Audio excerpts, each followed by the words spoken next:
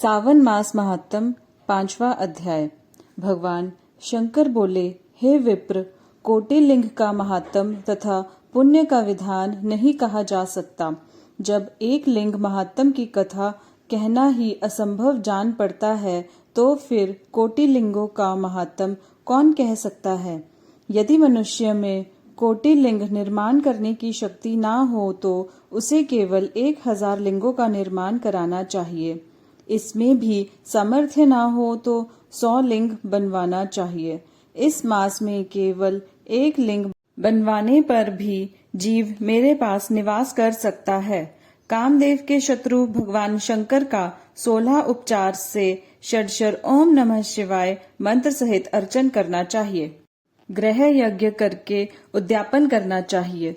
हवन तथा ब्राह्मण को भोजन करवाना चाहिए। इस प्रकार व्रत करने से असमय में मृत्यु नहीं होती।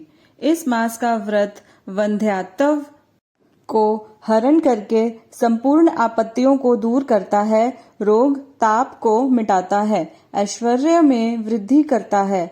जो कोई श्रावण मास में पंचामृत से अभिषेक करता है वह इस शरीर को त्यागने के पश्चात कैलाश में मेरे नजदीक आकर 1 कल्प तक निवास कर सकता है।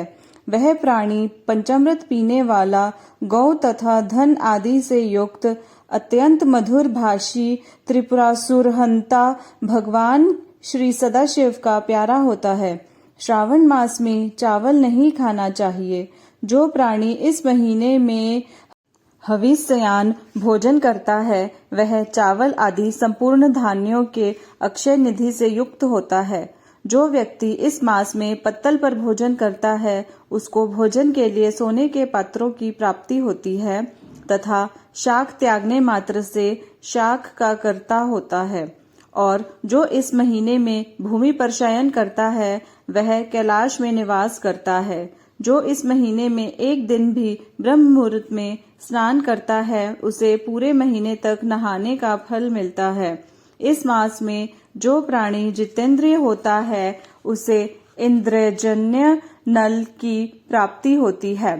इस मास में स्फटिक मणि, पाषाण, मिट्टी तथा मरकतमणि निर्मित शिवलिंग में या स्वयं उत्पन्न या बनाए हुए या पिसान निर्मित या पीतल आदि चंदन, मक्खन या किसी निर्मित शिवलिंग में 1 बार अर्चन करने मात्र से 100 ब्रह्म हत्या का पाप मिट जाता है। सूर्य ग्रहण, चंद्र ग्रहण, अन्य किसी सिद्ध क्षेत्र में लक्ष्य जप करने से जो सिद्धि कही गई है वह श्रावण मास में केवल 1 बार जप करने से मिल सकती है। किसी दूसरे समय में किए गए नमस्कार तथा प्रदक्षिणा से जो 1000 का फल मिलता है वह फल इस महीने में केवल 1 बार के नमस्कार करने तथा प्रदक्षिणा करने से मिल जाता है। यह महीना मुझे अत्यधिक प्यारा है। इस महीने में वेद पारायण करने पर सब वेद मंत्रों की अच्छी तरह सिद्धि हो सकती है। जो इस मास में श्रद्धा से स्वाध्याय करता है, यदि 1000 कली काल में चतुर्गण या पुरुष सूक्त के अक्षर संख्या आलस्य त्याग कर 100 पाठ करता है उसको ब्रह्म हत्या आदि पापों से छुटकारा मिल जाता है। इसमें रत्ती भर भी संशय नहीं है। हे सनत कुमार, जो यह गुरु शैया पर पाप करने का उत्तम प्रायश्चित है और इसके तुल्य पाप नाशक पवित्र पुण्य फलदायक अन्य साधन नहीं है। मनुष्य को चाहिए कि इस महीने में बिना पुरुष सूतक पाठ के 1 दिन भी ना बितावे। जो भी इसको अर्थवाद मात्र कहता है वह अवश्यमेव नरक को जाता है। प्राणी को समिधा, चरु, तिल और घी से ग्रह यज्ञ करना चाहिए। धूप, गंध, पुष्प, नैवेद्य आदि के भेद द्वारा अर्चन करना चाहिए। भगवान सदाशिव के रूपों को यथोचित ध्यान करके शक्ति द्वारा कोटि होम, लक्ष होम और अयुत हवन करें। तिलों के वहरिति मंत्रों द्वारा हवन करना चाहिए। इसी को ग्रह यज्ञ का नाम दिया गया है। हे सनत कुमार, अब मैं वार व्रत कहूंगा, ध्यान पूर्वक सुनो। इसको लोग पुरातन इतिहास कहते हैं। रमणीय प्रतिष्ठानपुर में सुकर्मा नामक एक दरिद्र ब्राह्मण रहता था। वह भिक्षा पर ही अपना गुजारा चलाता था। एक दिन वह एक गृहस्थ के घर भिक्षा के लिए गया। वहां कुछ स्त्रियां आपस में मिलकर रविवार का व्रत कर रही थी। उस ब्राह्मण को देखकर उन स्त्रियों ने अर्चना को शीघ्रता पूर्वक ढक दिया।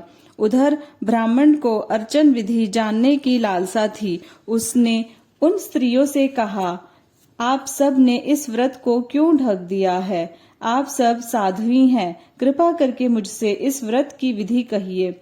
समदृष्टि रखने वाले पुरुषों को तो उपकार ही स्वार्थ है, क्योंकि परोपकार जैसा दूसरा धर्म तीनों लोकों में नहीं है। मैं दरिद्रावस्था के कारण अत्यंत दुखी हूँ। आप यह उत्तम व्रत मुझे बताएं, इसे सुनकर मैं भी इसे करूँगा। इस व्रत के विधान तथा फल को बतलाइए।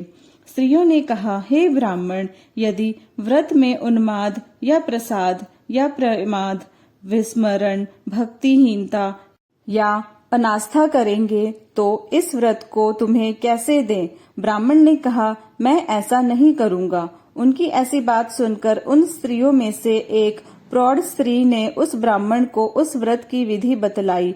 उसने कहा, श्रावण मास में शुक्ल पक्ष के पहले रविवार को मौन होकर उठना चाहिए।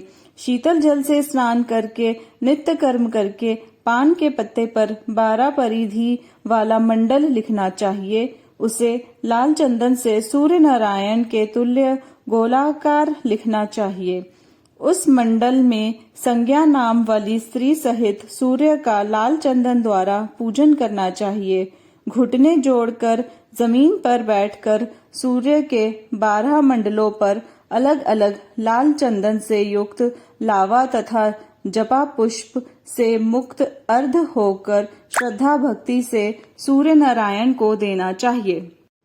अर्घ को रताशक्त, जपा पुष्प और उपचारों द्वारा युक्त करे। नारिकेल बीज और खांड शर्करा से युक्त सूर्य के मंत्र पढ़कर नैवेद्य देना चाहिए। सूर्य के 12 मंत्रों द्वारा स्तवन करना चाहिए।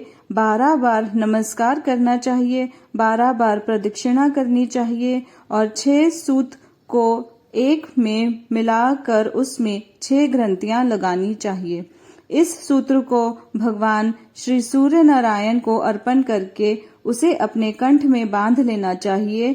12 फल से संपन्न वामन ब्राह्मण को देना चाहिए। इस व्रत की विधि किसी से ना कहनी चाहिए। हे विप्र, इस प्रकार व्रत करने से निर्धन धनवान हो जाता है, निसंतान पुत्रवान हो जाता है, कोढ़ी को कोढ़ मिट जाता है, बंदी खाने में पड़ा हुआ बंदी खाने से छुटकारा प्राप्त कर लेता है, रोगी का रोग मिट जाता है। हे विप्र, अधिक क्या कहूँ? प्राणी जिस जिस वस्तु की इच्छा करता है वह उसको इस व्रत के प्रभाव से प्राप्त हो जाती है। इस विधि से यदि श्रावण मास में 4 रविवार हो तो 4 व्रत करें और यदि 5 रविवार हो तो 5 व्रत करें। व्रत के पूर्ण फल की प्राप्ति के लिए उद्यापन करें। हे विप्र, इस प्रकार व्रत करने से सिद्धि होती है। वह ब्राह्मण उन स्त्रियों से इस प्रकार व्रत की विधि जानकर अपने घर को वापस लौट आया। उसने घर आकर अपनी दोनों कन्याओं को भी व्रत की विधि बतलाई। उस व्रत के केवल सुनने से और अर्पण तथा दर्शन मात्र से वह कन्याएं अत्यंत सुंदर हो गईं और उस दिन से उस ब्राह्मण के यहाँ लक्ष्मी निवास करने लगी। कई विधियों और कई तरीकों से उस ब्राह्मण के यहाँ लक्ष्मी आई। वह धन कुबेर हो गया। एक दिन राजा ने मार्ग में से गुजरते हुए उस कन्याओं को अपने मकान की खिड़की में खड़े देख लिया। रूप की खान उन दोनों बहनों को देखकर वह देखते ही देखता रह गया। वह उन पर मोहित हो गया। उसने ब्राह्मण को बुलाया और अपने लिए उससे दोनों कन्याओं को मांग लिया। ब्राह्मण ने भी प्रसन्न होकर उन दोनों कन्याओं को राजा को दे दिया। कन्याएं भी राजा जैसा पति प्राप्त करके प्रसन्न हो गईं।